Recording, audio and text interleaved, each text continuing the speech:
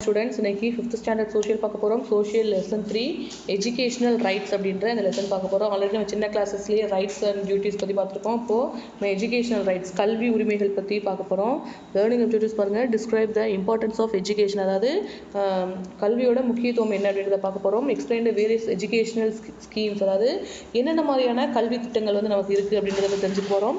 List the features of right to education, இந்த கல்வி உரிமை சட்டத்திலிருந்து நமக்கு இருக்க இம்பார்ட்டண்ட்டான ஃபீச்சர்ஸ் என்ன, அதில் என்னெல்லாம் ஃபீச்சர்ஸ் இருக்குது அப்படின்றதையும் இதில் பார்க்க போகிறோம். ஓகே, ஃபர்ஸ்ட் இன்ட்ரடக்ஷன் பாருங்கள். Education is important for people as well as the nation. Education is the first step for a child's development. Education improves knowledge, skills, values and the quality of one's life. It also help in overall development of country. அதாவது education important for people as well as the nation, அதாவது நாட்டாக இருந்தாலும் சரி, அந்த நாட்டில் வாழ்கிற மக்களாக இருந்தாலும் சரி, அவங்களுக்கு என்ன ரொம்ப மஸ்டான ஒரு விஷயம் அப்படின்னா எஜுகேஷன் வந்து ரொம்ப இம்பார்ட்டண்ட்டான ஒரு விஷயம் அப்படின்னு சொல்கிறாங்க. Education is the first step for a child's development, அதாவது குழந்தை வளர்ச்சிக்கு ஒரு ஃபஸ்ட்டு ஸ்டெப்பே என்னது அப்படின்னா இந்த எஜுகேஷன் தான் அப்படின்னு சொல்கிறாங்க. Education improves knowledge, skills, values and quality of one's life, அதாவது நம்ம எஜுகேஷன் நமக்கு கிடச்சிச்சு அப்படின்னா அந்த எஜுகேஷனால் நம்மளோட அறிவு, நம்மளோட திறன், நம்மளோட மதிப்பு, நம்மளோட வாழ்க்கை திறம் எல்லாமே உயரும் அப்படின்னு சொல்கிறாங்க. It is also helps in overall development of country. அது மட்டும் இல்லாமல் ஒரு குடிமகன் கரெக்டாக இருக்கும்போது ஆட்டோமேட்டிக்காக என்ன ஆகும், அந்த கண்ட்ரியும் டெவலப் ஆகும் அப்படின்னு சொல்கிறாங்க. அடுத்தது பாருங்கள், importance of education. Education does not mean that one should be literate.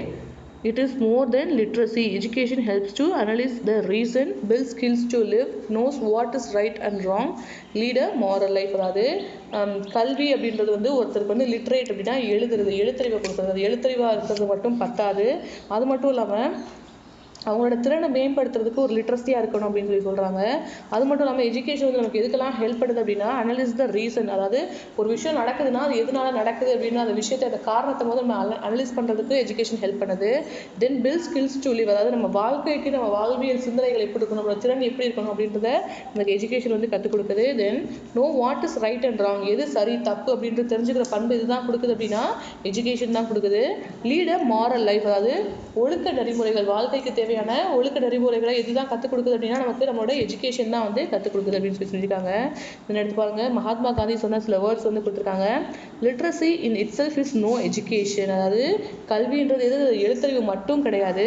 Literacy is not end of education, அதாவது எழுத்தறிவு வந்து என்னால் எழுத தெரியும், என்னால் படிக்க தெரியும், ரீட் பண்ண தெரியுன்றது மட்டுமே என்னது கிடையாது, எஜுகேஷனோட முடிவு கிடையாது. ஓகே, எனக்கு என்னோட பேர் தெரியுது, சில வார்த்தைகள் என்னால் படிக்க முடியுது, இது மட்டும் போதும் என்னோட கல்விக்கு அப்படின்னு சொல்லிட முடியாது. Real education consist in drawing the best out of yourself, அதாவது நம்ம உள்ள இருக்க திறமைகளை வெளியில் கொண்டு வரது எது அப்படின்னா நம்மளோட இந்த கல்வி தான். அதுதான் கல்வியோட முக்கியமான நோக்கமே அப்படின்னு யார் சொல்லியிருக்கா அப்படின்னா மகாத்மா காந்தி வந்து சொல்லியிருக்காங்க. அடுத்தது பாருங்க, education helps in broadening one's mind. It removes superstitious beliefs. Education helps in increasing awareness of surroundings, social and political issues.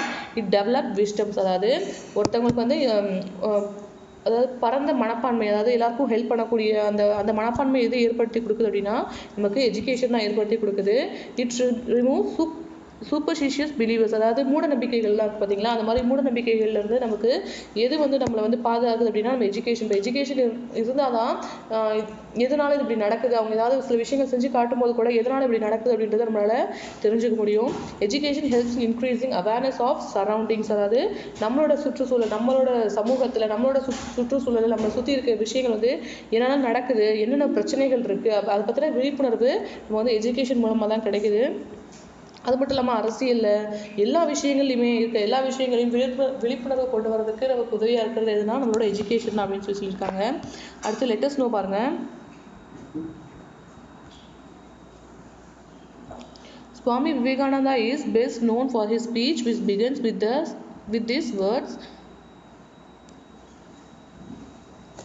அதாவது விவேகானந்தா வந்து ஒரு நல்ல ஸ்பீக்கர் அப்படின்றது எல்லாருக்குமே தெரியும். அவங்க ஒவ்வொரு டைம் பேச ஆரம்பிக்கும் போதும் எந்த வேர்ட்ஸ் சொல்லி ஆரம்பிப்பாங்க அப்படின்னா sisters and brothers of America, அதாவது நம்ம பேசும்போது சொல்லுவாங்கல்ல அண்ணன் தங்கைகள், அது மாதிரி சொல்லுவோம் பார்த்தீங்களா, அது மாதிரி சொல்கிறாங்க. Sisters and brothers of America அப்படின்னு சொல்லிட்டு தான் என்ன பண்ணுவாங்கன்னா அவங்க பேசவே ஆரம்பிப்பாங்களாம். Education is the manifestation of the perfection already in man. அதாவது கல்வின்றது மனுஷனுக்குள்ள ஏற்கனவே இருக்க விஷயங்களை வெளிக்கொண்டு வர வெளிப்பதான் கல்வி. அதாவது மறைஞ்சிருக்க திறமைகளை கூட வெளிக்கொண்டு வர கல்வி தான் எது, நம்மளோட எஜுகேஷன் அப்படின்னு சொல்லிட்டு சொல்றாங்க. அடுத்தது பாருங்க, let us know Gurukulam is the system of education that was practiced in ancient India.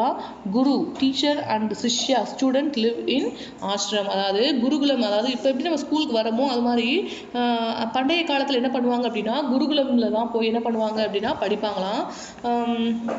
இது வந்து ஒரு ஏன்ஷியன் மெத்தட், அதாவது இந்தியாவில் இருந்த ஒரு ஏன்ஷியன் மெத்தட் அப்படின்னு சொல்லிட்டு சொல்கிறாங்க. அங்கே வந்து யார் இருப்பா அப்படின்னா, இப்போ நம்ம டீச்சர்ஸ் இருக்காங்க பார்த்தீங்களா, அது மாதிரி அங்கே வந்து குரு இருப்பாங்க. அவங்க தான் என்ன பண்ணுவாங்க, டீச் பண்ணுவாங்க. தென் அவங்ககிட்ட படிக்கிற ஸ்டூடெண்ட்ஸ் என்னன்னு சொல்லுவாங்க அப்படின்னா சிஷ்யா அப்படின்னு சொல்லிட்டு சொல்லுவாங்க.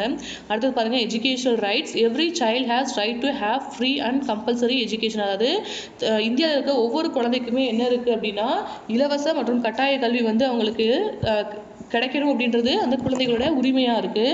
The right to education act specifies different responsibilities to local authorities and government to ensure free and compulsory education. அதாவது right to education act, அதாவது நம்ம ஆர்டின்னு சொல்கிறோம் பார்த்தீங்களா, அது மூலமாக லோக்கல் அத்தாரிட்டிஸ் அண்ட் கவர்மெண்ட் மூலமாக என்ன பண்ணுறாங்க, ஃப்ரீ அண்ட் கம்பல்சரி எஜுகேஷன் வந்து ஸ்டூடெண்ட்ஸ்க்கு வந்து ப்ரொவைட் பண்ணுறாங்க. Right to Education Act 2009 described the importance of free and compulsory education for children between 6 to 14 years of age. அதாவது 6லிருந்து 14 வயசு வரை இருக்கிற குழந்தைகளுக்கு இலவச கட்டாய கல்வின்றது ரொம்ப முக்கியமான விஷயம் அப்படின்றத இந்த ரைட் டு எஜுகேஷன் ஆக்ட் 2009 மூலமாக என்ன பண்ணுறாங்க, டிஸ்கிரைப் பண்ணுறாங்க. Education should be affordable to the common people. There should be no discrimination in education. It should be based to need of the child and more the children's thought. The child should be at the center of the education system. அதாவது கல்விங்கிறது பாகுபாடு இல்லாமல் எல்லாருக்குமே கிடைக்கக்கூடியதாக இருக்கணும் அப்படின்னு சொல்கிறாங்க. கல்வியோட தேவை வந்து ரொம்ப அடிப்படையான தேவை, எல்லாருக்குமே கல்வின்றது ரொம்ப முக்கியமான விஷயம் சொல்லியிருக்காங்க. இது வந்து குழந்தைங்களோட திறமைகளை வந்து வடிவமைப்பு கூடிய இடமாவும் எது இருக்குது அப்படின்னா அந்த கல்வி இருக்குது அப்படின்னு சொல்கிறாங்க. கல்வியை முறைப்படி குழந்தைகள் என்ன பண்ணணும், கல்வியின் முறைப்படி கல்வியானது குழந்தையை சுற்றி தான் அந்த கல்வியே இருக்கணும். கல்வியை சுற்றி குழந்தை இருக்கக்கூடாது. நம்ம கற்றுக்கிற அந்த எஜுகேஷன் வந்து அந்த குழந்தையை சுற்றி தான் இருக்கணும் அப்படின்னு சொல்லிட்டு சொல்கிறாங்க. The legislative section is divided into 3 lists: union list, state list and concurrent list. Education comes under concurrent list. அதாவது சட்டமன்ற பிரிவுகள், அதாவது 3 பிரிவுகள் என்ன பண்ணுறாங்க, இதை வந்து பிரிக்கிறாங்க. மத்திய பட்டியல், மாநில பட்டியல், அப்புறம் பொதுப்பட்டியல் அப்படின்னு சொல்லிட்டு 3 பிரிவுகளை என்ன பண்ணுறாங்க, நம்மளோட சட்டத்தை வந்து பிரிக்கிறாங்க. அப்படி பிரிக்கும் போது நம்மளோட இந்த எஜுகேஷன் வந்து இந்த கான்கரண்ட் லிஸ்ட்டு, அதாவது பொது பட்டியல் அப்படின்ற அதுக்கு கீழே தான் என்னது நம்மளோட அந்த கல்வி எஜுகேஷன் அப்படின்றது வருது. அந்த அது கீழே தான் நம்மளோட எஜுகேஷன் ரைட்ஸ் எல்லாமே வரும் அப்படின்னு சொல்கிறாங்க. இம்பார்ட்டன்ட் ஃபீச்சர்ஸ் ஆஃப் ஆர்டிஇ, இந்த ரைட் டு எஜுகேஷன் அப்படின்ற இந்த ஆக்டோட இம்பார்ட்டன்ட் ஃபீச்சர்ஸ் என்னென்ன அப்படின்னு சொல்லி கொடுத்துருக்காங்க. Until the completion of elementary education, no students is stopped from school. அதாவது elementary school 5th standard வரைக்கும் அது வரைக்கும் படித்தாலே போதும், அதுக்கப்புறம் வந்து பசங்க வந்து ஸ்கூல்லேருந்து நிறுத்திடலாம், படிக்க தேவையில்லை அப்படின்ற ஒரு சூழ்நிலை எது மாற்றுது அப்படின்னா இந்த ரைட் டு எஜுகேஷன் ஆக்ட் வந்து சேஞ்ச் பண்ணுது. Then 25% reservation is given to the economically underprivileged people in all private school. அது மட்டும் இல்லாமல் இது வந்து எல்லா கவர்மெண்ட் ஸ்கூல்ஸில் இருக்கிறது மட்டும் இல்லாமல் ப்ரைவேட் ஸ்கூல்ஸில் கூட 25% என்ன பண்ணியிருக்காங்க, ரிசர்வேஷன் பண்ணுறாங்க. அதாவது 100 ஸ்டூடெண்ட்ஸ் படிக்கிற ஒரு இடத்துல 25 ஸ்டூடெண்ட்ஸ் என்ன பண்ணுறாங்க, ஆர்டிஇ ஆக்ட் மூலமாக அவங்க வந்து ரொம்ப கம்மியான எக்கனாமிக் ரேட்டில் என்ன பண்ணுறாங்க, அவங்க வந்து ப்ரைவேட் ஸ்கூல்ஸ்லையும் படிக்கலாம் அப்படின்ற அந்த ஆக்ட் எது தான் கொண்டு வருதுன்னா அந்த ரைட் டு எஜுகேஷன் ஆக்ட் தான் கொண்டு வருது. Then improvement in the quality of education, அது மட்டும் இல்லாமல் கல்வியோட தரத்தை வந்து முன்னேற்ற முடியுது. School infrastructure should be improved every 3 years. அதாவது ஒவ்வொரு 3 வருஷத்துக்கு முன்னாடி என்ன பண்ணணும், நம்ம ஸ்கூலோட உள்கட்டமைப்புகள் அதெல்லாம் என்ன பண்ணணும், நம்ம வந்து சேஞ்ச் பண்ணணும் அப்படின்னு சொல்லி இம்ப்ரூவ் பண்ணணும் அப்படின்னு சொல்லியிருக்காங்க. Finances will be share between the state and central government. இந்த ரைட் டு எஜுகேஷன் ஆக்டுக்கு வந்து வர ஃபினான்ஷியல் கொடுக்குற அந்த ஃபினான்ஷியல் ஃபண்டெல்லாம் நமக்கு எங்கேருந்து வருது அப்படின்னா சென்ட்ரல் கவர்மெண்ட்லேருந்தும் ஸ்டேட் கவர்மெண்ட்லேருந்து தான் நமக்கு நிதி வந்து கிடைக்குது அப்படின்னு சொல்லியிருக்காங்க. நேஷ்னல் எஜுகேஷன் பாலிசி NEP அப்படின்னு சொல்லுவாங்க. என்னன்னா தேசிய கல்வி கொள்கை. In 2019 the government of India has framed the national education policy.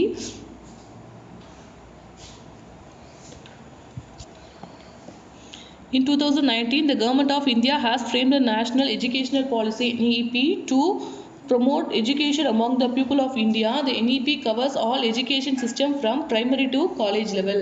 அதாவது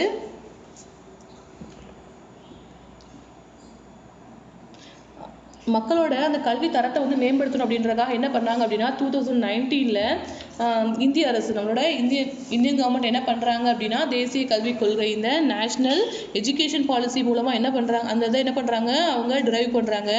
இது மூலமாக என்ன பண்ணுறாங்க தொடக்க கல்வியில் அதாவது பிரைமரி ஸ்கூல்ஸ்லேருந்து காலேஜ் வரைக்கான எல்லா கல்லூரியும் எல்லா கல்வியல் சேவைகளையும் அடக்குனது தான் எது அப்படின்னா இந்த நேஷ்னல் எஜுகேஷனல் பாலிசி அப்படின்றது சொல்கிறாங்க. அடுத்த லெட்டர்ஸ் பாருங்க. The first national educational policy was implemented in 1968 followed by the second one in 1986. அதாவது இந்த தேசிய கல்விக் கொள்கையை வந்து ஃபர்ஸ்ட் எப்போ தான் செயல்படுத்தினாங்க அப்படின்னா in 1968 வந்து செயல்படுத்தியிருக்காங்க. அதுக்கப்புறம் செகண்ட் டைம் அதை எப்போ ரினியூ பண்ணியிருக்காங்க அப்படின்னா 1986 வந்து அதை வந்து ரிவைவ் பண்ணியிருக்காங்க.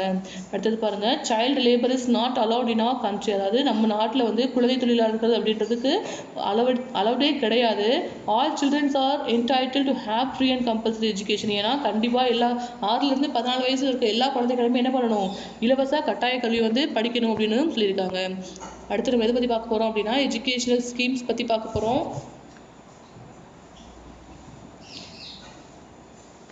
The most important milestone in education is the free midday meal program which was implemented by the former Chief Minister of Tamil Nadu K. Kamaraj. அதாவது இந்த கல்வியல் ஸ்கீம்லேயே ஒரு இம்பார்ட்டண்ட்டான ஒரு மைல்ஸ்டோனாக இருந்தது எது அப்படின்னா இலவச மதிய உணவு திட்டம் அப்படின்னு சொல்கிறாங்க.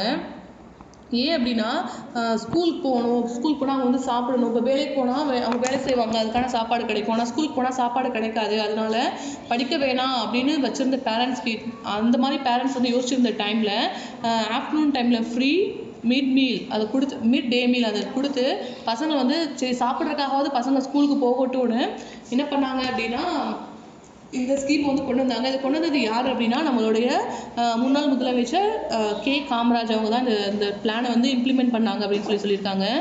Indian educational system is mainly divided into 4 stages. அதாவது நம்மளோட எஜுகேஷனல் ஸ்கீம் என்ன பண்ணியிருக்காங்க 4 ஸ்டேஜஸாக பிரிக்கிறாங்க. என்னென்ன ஸ்டேஜ்னா lower primary, upper primary, secondary and higher secondary அப்படின்னு சொல்லிட்டு 4 பிரிவுகளாக பிரிக்கிறாங்க. த சர்வா சிக்ஷா Abhinyan, the Right to Education Act have improved the educational performance. அதாவது இந்த SSC அப்படின்ற இந்த RT ஆக்ட் என்ன பண்ணுறாங்கன்னா எஜுகேஷனல் பெர்ஃபார்மன்ஸை இம்ப்ரூவ் பண்ணுறாங்க. Sarva Shiksha Abhiyan education for all was launch in 2001. அதாவது இந்த சர்வா சிக்ஷா அபியான் அப்படின்ற இந்த ஆக்டை எப்போ கொண்டு வந்தாங்க அப்படின்னா 2001 தான் லான்ச் பண்ணாங்க.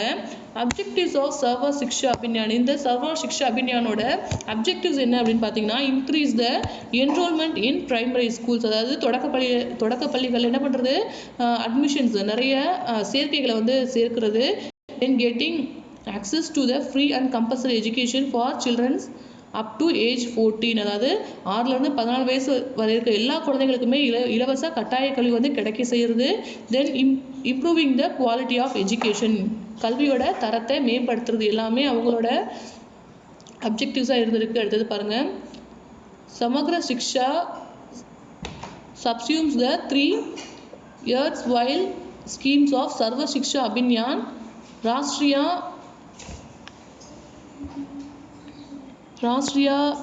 Madhyamik Shiksha Abhinyan and Teacher Education TE.